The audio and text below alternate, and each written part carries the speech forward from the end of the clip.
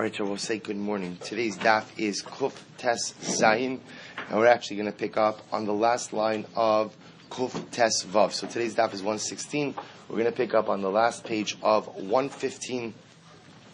We'll say we dedicate our learning in the Succos of Chaim Yaakov David ben Abigail. We dedicate our learning in the Succos of Esther Bas Chanahenya, and in the Succos of Refuah Shalima for Gabriel Bas Ben Sarah. Gabriel Mordechai Ben Sarah is undergoing a serious procedure today as well.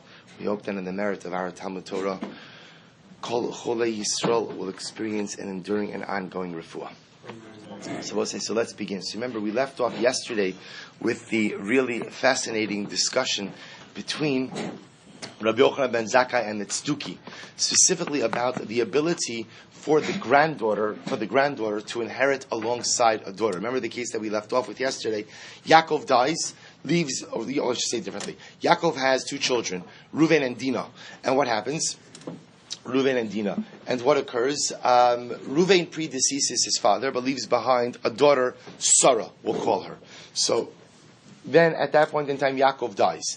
So remember again, the halacha as we learned it is, who is the inheritor of Yaakov's estate? We'll say who's the inheritor? Sarah. Right? Sarah, the granddaughter, the daughter of the deceased son. Because remember the halacha as we've established, and we'll see this as halacha l'maisa, the halacha as we've established is that at the end of the day, the child inherits the rights ultimately again of the deceased parent. Therefore, because the son was technically the inheritor over his daughter inherits those rights as well. That was yesterday's daf. The Tzdukim came along and said that in that kind of case, where there's a surviving granddaughter and daughter, they felt daughter and granddaughter should share equally, and they presented their halachic argument. Rabbi Yochanan ben Zakkai brings these psukim from Bereshis, where again we see, and Rabbi Yochanan ben Zakkai tries to refute them with the psukim from Bereshis. Fine. So let's pick up on the last line. Amar le Rebbe, bekach ata potrani. So that Tzduki says Rabbi Yochanan ben Zakkai, Rebbe, that's the best you got, meaning you have no better argument than that. Amar lo shota. So Rabbi Yochanan ben Zakkai said, you fool. Belote Torah shlema shalanu kisicha b'tela shalachem. So Rabbi Yochanan ben Zakkai says, I don't owe you a more comprehensive argument. In other words, that you're right and I'm wrong. We'll say, there's an incredible lesson to be learned from this. We live in a society where we're forced to believe that every opinion is right and every opinion is valid. We'll say it's not true. It's not true. Sometimes people are just wrong. Sometimes they're just wrong, and sometimes there's not two sides to the issue, and sometimes there's not a spectrum of opinions. Sometimes there's right, and sometimes there's wrong. Rabbi Yochanan ben Zakkai says, I don't owe you a comprehensive argument for one simple reason. You're wrong.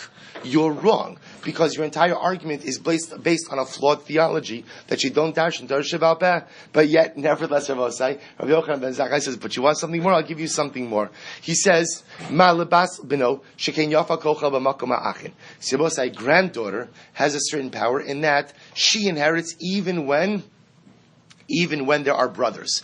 Sibosai, what does that mean? That even if the deceased had brothers, so Lemaisa again, the granddaughter, I take that back. Even if the deceased had other sons, this granddaughter will inherit. So understand what this means. Let's say again, Yaakov has a number of sons. One of his sons, we'll call him Reuven, Shimon, and Levi. And what happens? Reuven dies and leaves behind the daughter. Okay, so we'll say, but Reuven dies, leaves behind the daughter. Yaakov dies. What happens in Yaakov's estate, Rabbi say? Yaakov's estate is divided amongst his three sons. Even though Reuven's already dead, his portion goes to his daughter, Sarah. Not only that, but if Reuven is the Bechor, what does Sarah get? Pishtayim, double portion. So Rabbi Yochanan ben Zakkai says, the power of a granddaughter you see exists even when there are other surviving sons. Tomar bebito shahora kocha b'makom. Rabbi say, if there's a daughter Dinah, if when Yaakov dies Dinah's there, but there are other surviving brothers, then what does Dinah get? Nothing. Now Dinah gets support from the estate. She does get something, but Lamaisa she does not inherit alongside her brothers. So Rabbi Yochanan ben Zakkai says, you see from here that the granddaughter meaning a daughter of the deceased son, has in fact a stronger halachic standing than the daughter of the deceased herself. So the Gemara says, V'nitzchum. Ultimately, again, this argument trumped the argument of the Tzduki, Va'usayom asal yom tov. And Rabbi said that day, the day that they overcame the Tzdukim, the day that they proved the Tzdukim wrong, they made into a Yom Tov.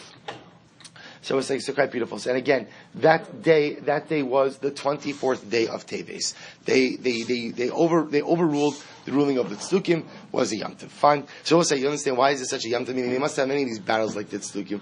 We'll say inheritance law is exceptionally important. Because inheritance law ultimately is what allows for tribal integrity. Inheritance laws is what allows for ultimately, again, mishpachos to remain intact. So therefore, again, this was a major, major accomplishment. Vayomru. So the pasuk says, according over here, the pasuk from Shoftim, Vayomru Yerushas Pleita LeBinyamin V'lo Yimacha Shevet Mi Yisrael. Good morning, Shofel. That's so sweet. It's beautiful. It's good. So the Gemara, you guys carpool. So the Gemara says the following. So Yerushas Pleita LeBinyamin V'lo Yimacha Shevet Mi Yisrael. So remember again, the pasuk says, this is in the aftermath of the episode with Pilegesh Begiva.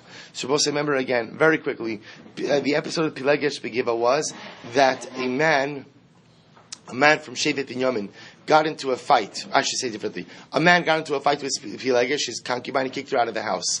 She was abused by many men in Binyamin that night, and ultimately dies as a result.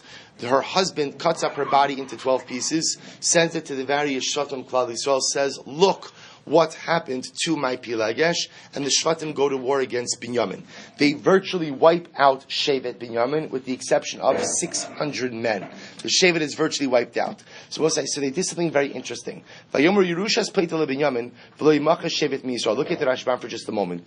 He says, actually, not yet, I'm sorry. What does this mean? They said that there is a Yerusha, there is a remnant of Yerusha for Binyamin, and the name of the Shevet shall not be wiped out. I'm going to be Yitzchak Devei Reb Shila, Shehisnu al Shevet Binyamin, Shelo Tirash Bas Haben Im Ha'achin. Listen to this. In that generation they made halacha. What was the halacha? They made a takana that granddaughters, in other words, daughters of a deceased son, should not go ahead and inherit alongside the brothers, alongside the other sons of the deceased. In other words, we'll say, it's interesting. Right after he says, Rabbi Yochanan ben Zakkai won the battle, obviously we'll say this is out of chronological order. Rabbi Yochanan ben Zakkai is later.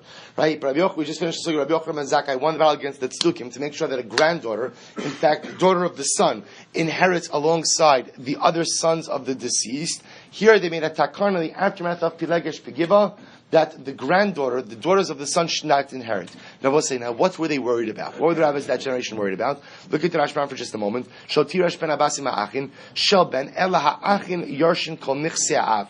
So we'll say, so just to understand what this takana means. Ruvain dies, right? I should say differently. Ruvain has 3 sons. Yaakov has 3 sons. Ruvain, Shimon, and Levi. Ruvain has a daughter, Sarah.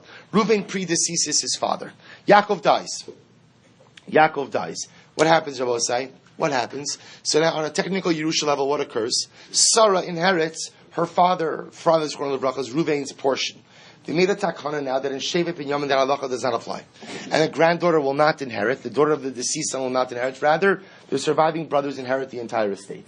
Both say, what were they worried about? So I'll just say this outside, the Rashbam explains, they were worried about the following. There are 600 men who, I will say, are the owners of the entire tribal area of Shevet Binyamin.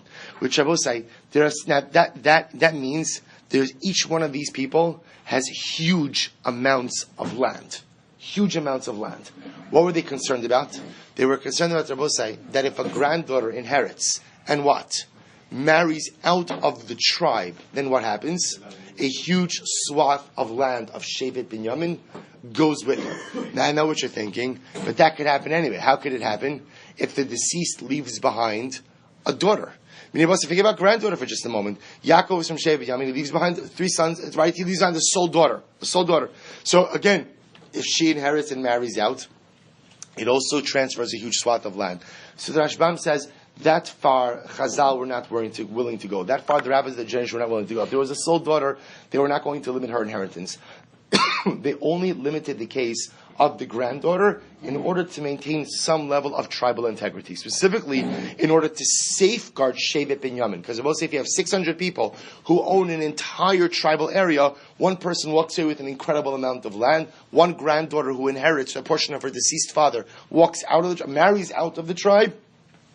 it disrupts tribal integrity. So the Gemara says the following. Fine. I'm going to be Yochanan. So Rabbi said the Gemara is just bringing down that episode because again we just got finished talking about preserving the right of the granddaughter to inherit. Now we're just about that there was a time in history where they uprooted that law. Rabbi said, by the way, how do Chazal have the ability to do that if that's a Doraisa? And the answer is, of course, we know that Chazal, the rabbis, have the ability to be oker, to uproot and asay b'shevi al ta'aseh. The rabbis have the right to uproot positive commandments through inaction. Therefore, again, this is an example of uprooting a positive commandment through inaction. By telling someone they do not inherit, that's inaction on a positive commandment, and they could do it as a harashah. They are able to do it ultimately, again, as a short-term accommodation to preserve a greater good. Whoever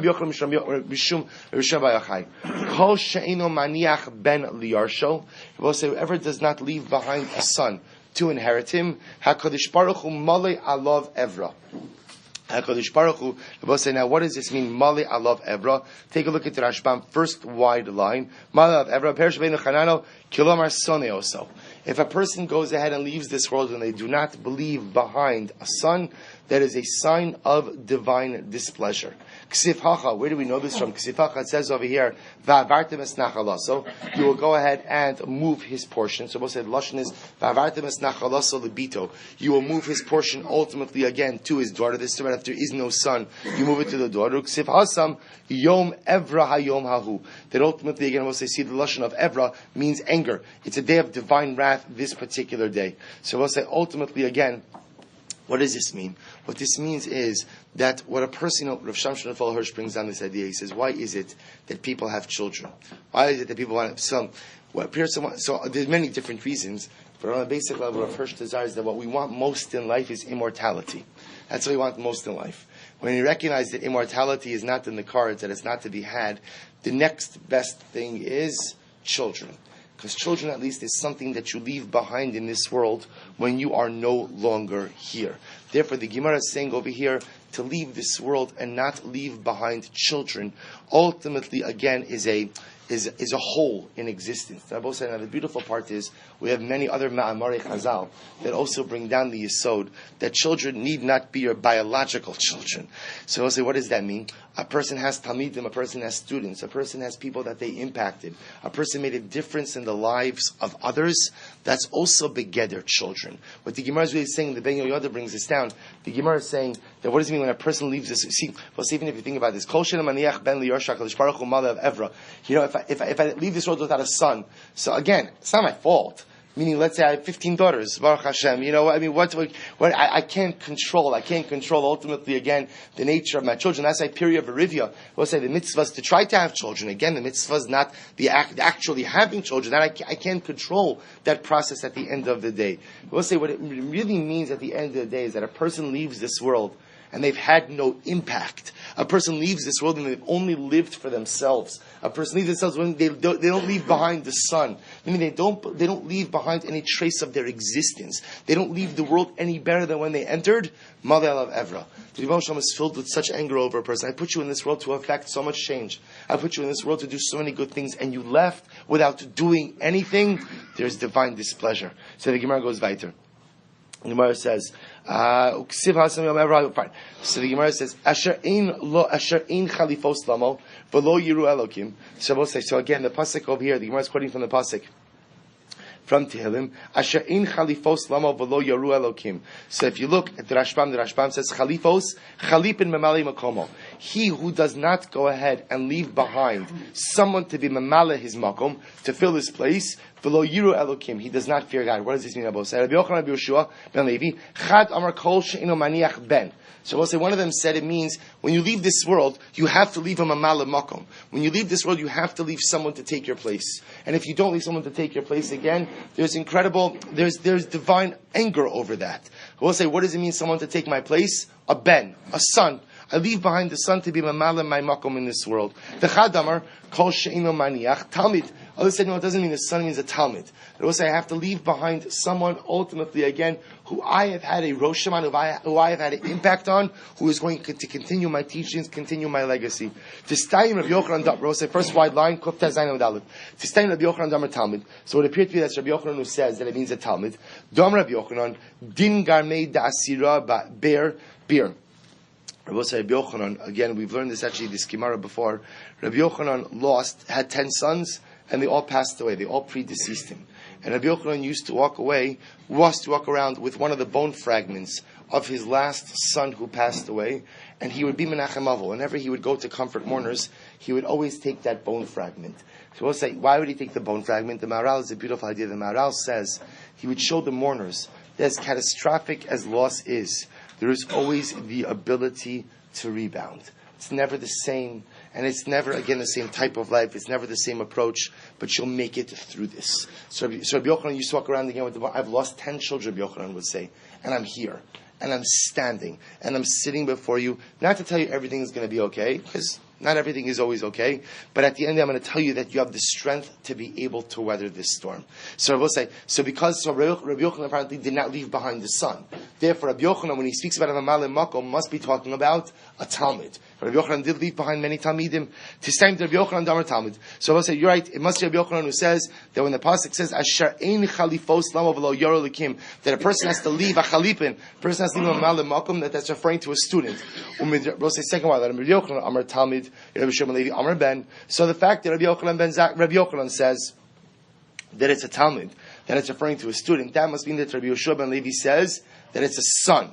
Rabbi Yoshua ben Levi says that a person has to leave behind his son as his Mamal Makom. Ultimately, again, as someone who fills the void upon his passing. Rabbi Yoshua ben Levi lo azil lebeitamya ela leman dishachiv below bani. Rabbi say, yet amazingly enough, now what that means is that Rabbi Yoshua ben Levi would say that ultimately, again, someone has to leave behind the son, and if they don't leave behind the son, there's a level of culpability on behalf of the individual.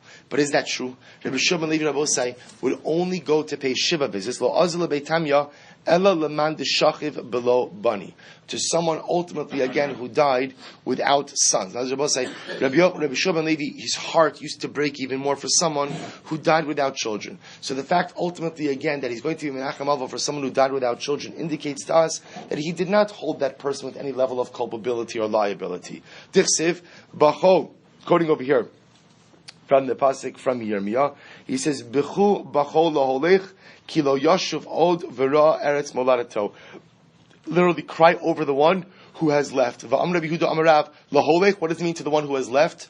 Below ben zachar. Cry especially for the one who has not left behind a son. I will say at the end of the day, someone who has not left behind someone to be his Mamal Makom, cry specifically for that individual. If you look at the Rashbam says, I will say it's in the wide lines, 2, 4, 6 lines in the wide lines. Lo hava ayu lebeitamya.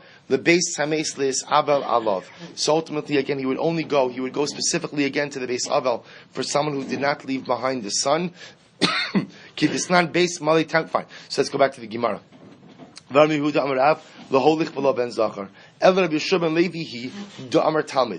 both you have to say that Rabbi Yoshua ben Levi is the one who understands that that a person has to leave a Mamal Makom. A person has to go out of his way to make sure to leave someone to fill his place. What does that refer to? That refers to a student. In other words, this is incredibly important yesod. And I want to point out, you don't have to be a Rebbe, or a Rebbe, or a Rav, or anything else to have Talmidim. I will say, ultimately, again, we all have important lessons to learn. Make sure you teach the right lessons, meaning, if you're cynical or sarcastic, please do not teach that to other people, because actually that's a horrible avera. Don't do that. But again, assuming you have some positive or redeeming qualities, share that with others. Those people become your talmidim as well. If you inspire someone else to live better, to live higher because of something you do in your life, then that person becomes your talmid, you become their Rebbe. So if Rabbi Yoshua ben Levi is talking about a talmid, with Rabbi Yoshua ben Levi, Damar Talmid, Rabbi Yochanan, Amar Ben. So we'll say, if Rabbi Yoshua ben Levi is saying that the Chalipin, the Memalim Makom, ultimately, again, the one who fills my space, or the one who fills my place, ultimately is a Talmud, then it must be that Rabbi Yoshua ben Levi, then Rabbi Yochanan is the one who says that it's a ben, that it's a son. So we'll say, again, understand what's happening over here. We're just trying to figure out, here's what we know, that the pasuk tells me, Asher ein chalifos lamo. The pasuk levels a certain level of culpability. David Melch is saying that woe to the person who does not leave a chalipin. Woe to the person who does not leave someone to fill his place when he leaves this world. But who are we talking about? One opinion says that it refers to a talmid, a student, who's going to be mamala the makam of the Rebbe when the Rebbe is no longer here. Obviously, it refers to a son, a ben, who fills the place of the father when the father is no longer here. We're just trying to figure out who says what. We think what we've gotten to over here is Rabbi Shua ben Levi is the one who says that it's a Talmud, and Rabbi Yochanan who says that it's a ben. The problem is if Rabbi Yochanan is the one who says that it's a ben, then Kasha is Rabbi Yochanan. The Rabbi say Rabbi Yochanan is contradicting himself. To which the Gemara says, Lo Kasha is not a contradiction. Hadidei, Hadirabei. Rabbi Yochanan was espousing two different opinions. One was his opinion, and one ultimately again was the opinion of his Rebbe. Rabbi say ultimately again the opinion of his Rebbe was that the Chalipin, the Mamala Makom, is a son. And one who does not leave behind a son, ultimately again, there's a level of culpability for that because there's no one to fill my place. Rabbi Yochanan's personal position was what? Was that again it refers to a Talmud. That every person has an obligation to leave behind spiritual children. Talmidim, whom ultimately again he had an impact on, who he left his Masorah with, who are able to continue his work when he left this world. And Rabbi say, of course, Rabbi Yochanan's own life experiences shaped this reality as well. Because Rabbi Yochanan is one who we said before who lost all 10 of his sons during his lifetime. Rabbi Yochanan again has sons, loses sons, all of his children predecease him, but ultimately again, despite all of that personal tragedy, he had the great Succos ultimately again to fill the void of his passing by leaving many incredible Talmidim. So the Gemara goes weiter. The Gemara says, Darashai Pinchas, a little bit more agarata. Darashai Pinchas ben Chama. Pinchas ben Chama said, "My dichsiv v'hadad shama b'mitzrayim ki shachav David im avosav v'chi meis Yoash saratzava." So the pasuk the pasuk in Navi, pasuk in Malachim says that Hadad went ahead. Hadad, who was sitting in Mitzrayim, he was sitting in Egypt, was the king of Egypt. So he hears that David died. Shachab David lemavosa means David slept with his forefathers, right? He went. So which means what? Which means that again he died, and he heard that Yoav died also. Yoav was the general died. So I will say that obviously the pasuk then goes on to say that Hadad felt that it was an auspicious time to attack. So what happens? The Gemara says. So we'll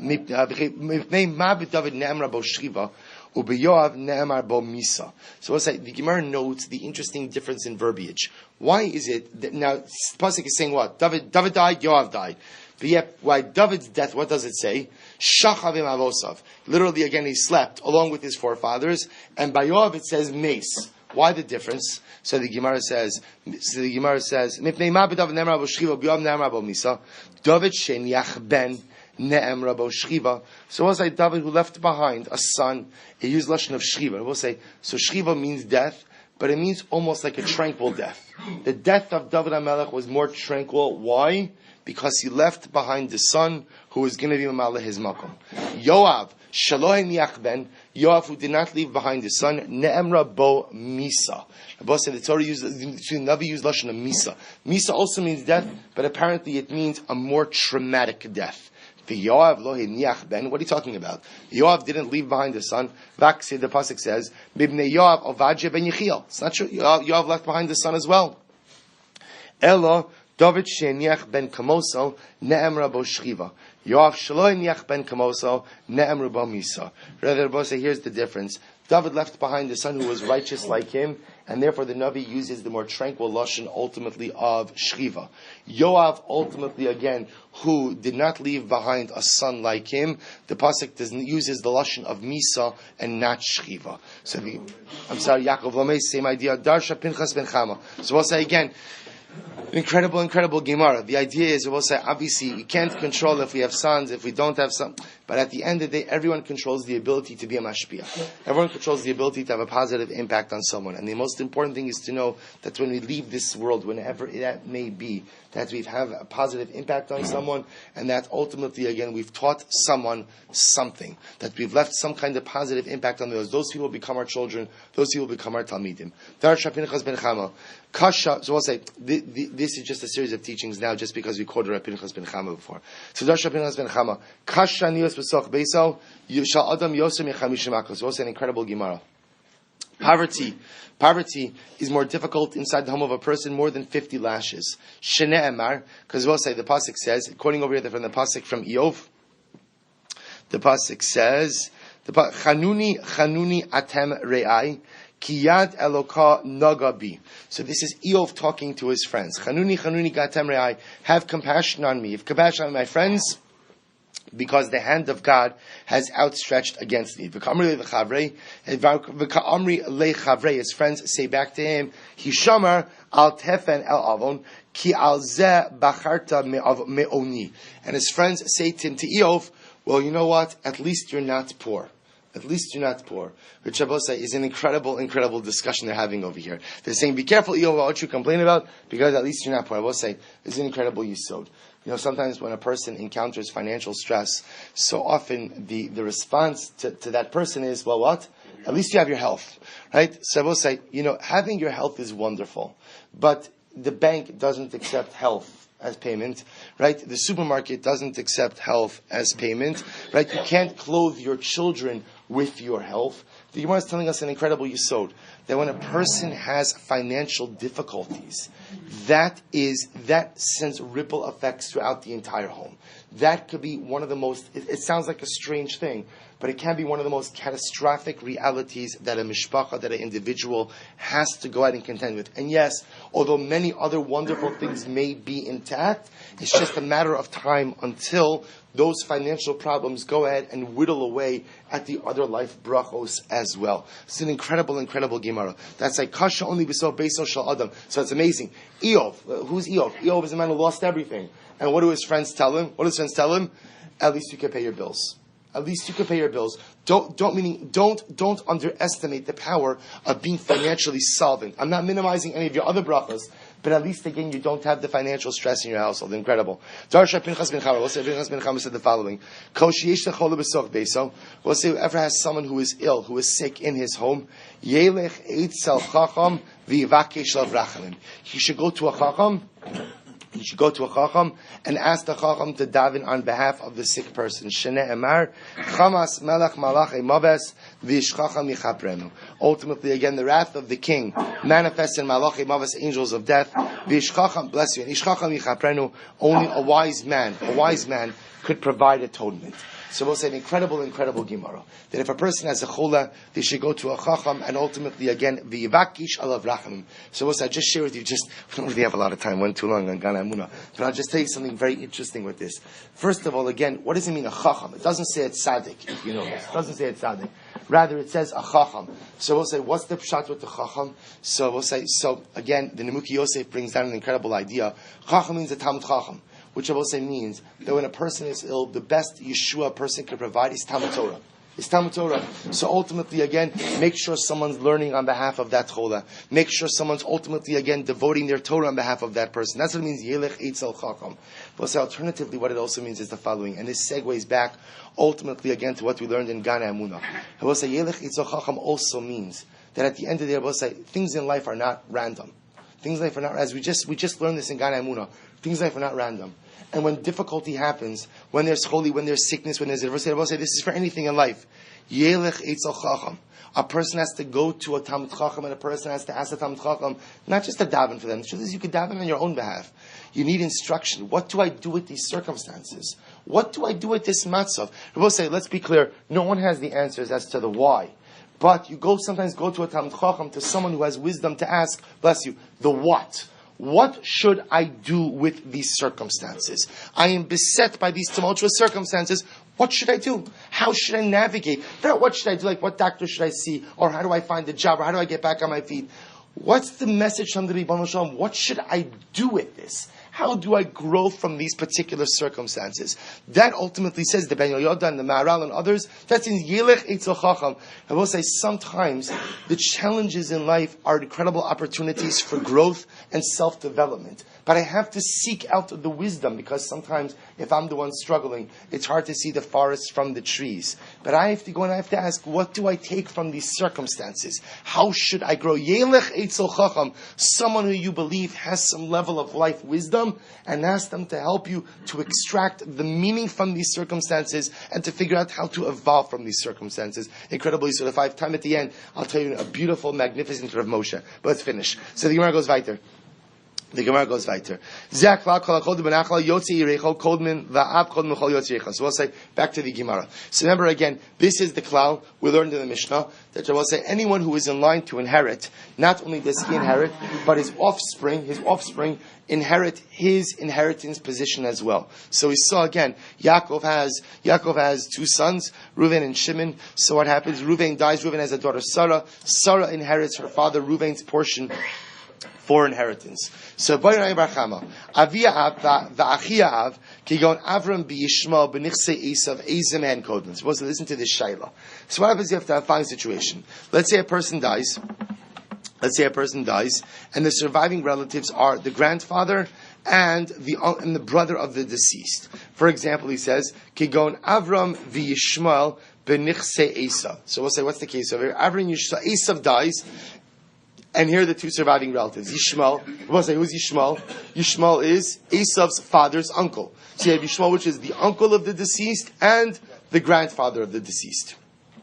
Right? Yishmael is Yitzchak's brother. Yitzchak is the father of Esav. So again, you have the uncle of the deceased and the grandfather of the deceased. Who is in line for inheritance? Who inherits the deceased in such a situation? Ezim and Kodem. Amar Rav said, that's an easy one. Tashma, ha'av kodem l'chol yotzei yirecho. So we'll say in that case, the father comes before any other relatives. We'll say, so in that case, who inherits? The grandfather, the Zayd, the Avram. Avram will inherit. Remember again, this is a case where Yitzchak, the father, is already deceased. So the grandfather will inherit ultimately again, before anyone else. Take a look at the Rashbam. Ha'av kodem liyoresh es b'no l'chol yotzei yirecho.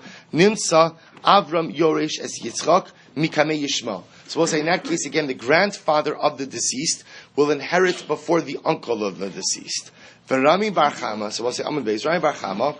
He says Agav Chorfei lo ayiba. We'll say that's actually not the question that Rami Bar Chama meant to ask. Rami Bar Chama was preoccupied with another question, and therefore he got his questions mixed up. Amen.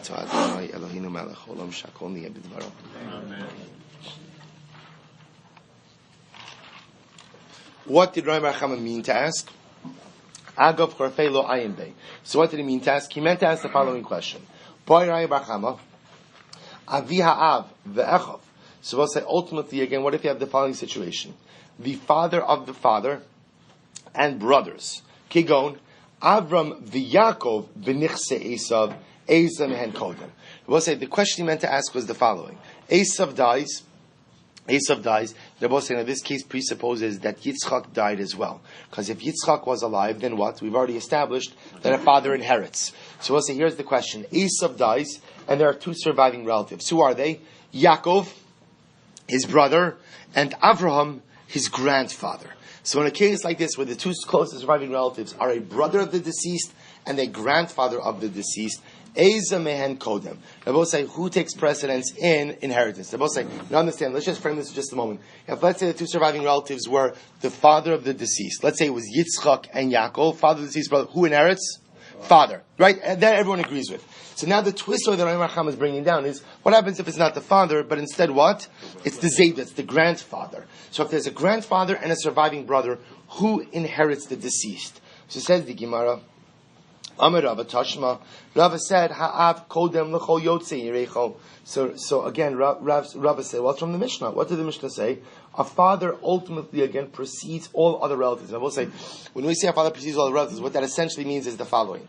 If you're looking for inheritors, if you imagine the family tree, if you're already at the point, so obviously any inheritors that come below the deceased, descendants of the deceased, will inherit. Once you get to the point that you're looking for relatives on a lateral level, then that allows us to look upwards as well. So once you're into what we call lateral inheritance, then again the first person you look to when you're in lateral inheritance is who? Is the father. I know that was a misleading question. But what I meant is meaning. I apologize. Once you got it right. Okay, I'm sorry. So once you go ahead and you're looking for lateral inheritance, and I both say, then first we look for the father. Once there's no father, now the shaila is, who do we look for? So do we look laterally, or do we look upward? So now, and the shaila comes up, is what happens, I've got a surviving brother, and I have a surviving grandfather. Who is going to inherit in that situation? So Rava says, I don't understand, it's not a kasha. Tashma, we learned, ha'av kodim l'chol yotzei yirecho. A father comes before all other descendants, right? Or all other relatives. We'll say it's not descendants, because remember, descendants meaning offspring of the deceased will come before everyone. But once there's no deceased, and we're looking at lateral inheritance, we're looking at other relatives, so a father is going to come before all of them. Therefore, again, I will say, Rava suggests that in this case, Avram, the grandfather, will come before Yaakov, the brother. Rai Bar Chama says, I don't know about that. Yotze Yerecho Shalo, velo Yotze Yerecho Shal Beno. Well, said ultimately again, we say that ultimately again, when we say that a father comes before everyone, that really, we always thought that meant who? The father of the deceased. Because we'll say, if you think about this just a moment, let's play this out. So Yitzchak dies, and Yaakov, Esav dies. Let me illustrate with different names just for this moment over here, right? So Reuven dies, and Reuven has three brothers: Shimon, Levi, and Yehuda. And what happens? He also has he has no children. So what happens? I will say, and he has his father. His father Yaakov is still alive. So Reuven dies. So now you've got a father who stands in position and brothers. So who comes first? So the Mishnah tells us the father comes first. Why? Because they both say Shimon, Levi, and Yehuda. Their only entitlement to inherit is why?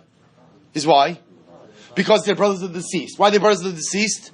Because they're the sons of the father. So therefore their position only comes from their father's position. Because their position only comes from their father's position, therefore the father inherits before them. So Rai Rachama says, I understand that applies to the father of the deceased. Who says that applies to the grandfather of the deceased? So the Gemara says, Hachanami mistabra diktani zaklal kalakonda benachala Yotze Yerecho Kolmin. What did the Mishnah say? Well, say anyone who has precedence ultimately in inheritance, that position is inherited also by his offspring. V'ilu isei liYitzchak, Yitzchak Kodem. And were Yitzchak the father of the deceased alive, Yitzchak would ultimately inherit. Hashtanami delesi liYitzchak, Yaakov Kodem. We'll say now that there is no Yitzchak in play, now that there is no Yitzchak here because Yitzchak died, Rai Bar Chama suggested ultimately again, it should be that what? It should be that Yaakov inherits. Now, we'll say the brother. Now, we'll say you should know, we actually don't pass like that. We pass like Rava, and we pass that where the deceased has no offspring, no children, and all there is a brother and a grandfather, that in fact, again, we pass like Rava, that at the end of the day, the grandfather will inherit before the surviving brother. So we'll say, let me just close out this sugya with a statement of the Shulchan Aruch. I actually should have copied this here so you could have this. We'll say Shulchan Aruch brings down, and this in fact is halacha l'maaseh, because now we're not closing out Yerusha, but we're closing out a little bit some of the order. So the Gemara says this is in Shulchan Aruch, Hoshen Mishpat, Hilchos Nachlos, Simin Reish Ayin Vav Sif Aleph. Seder Nachlos Kach. I will say the order of inheritance is the following. Misha Meis, Beno Yorsho. First position inheritor, son. Lo nimtza son. Lo nimtza ben. Right? If there's no son, then what? Roin im yesh leben zera. People say, meaning if there was a son, but the son died, so what do we look for? First, offspring of the son. That's the first thing we look for. Ben zachar ben nekeva at sof kol hador. So we'll say what we look for. So again, the son is the first position inheritor. If the son predeceased his father, then we look for offspring of the son. Male offspring, female offspring. We look for offspring.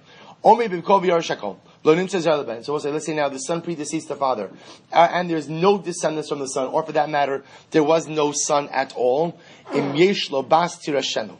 Ultimately, again, daughter is second in line. So if there is no son and no offspring of a son, then daughter. Lo nimtza lo bas. It will say if there's no daughter, I'm going to give the copy of this to you tomorrow. Lo nimtza lo bas. If there's no daughter, then im yesh lo zera. If she had children, let's say there was a daughter but she predeceased her father. If she has offspring, bein zachar bein nekeva atzav kol hador yorish hakol. Then her offspring inherits everything. Lo nimtza lo zera. I will say what happens if the daughter predeceases and she left behind no heirs, she left behind no children, or for that matter, there was no daughter. In other words, this would be a case of where there are no children, are no surviving children, are no surviving grandchildren, or there were no children to begin with.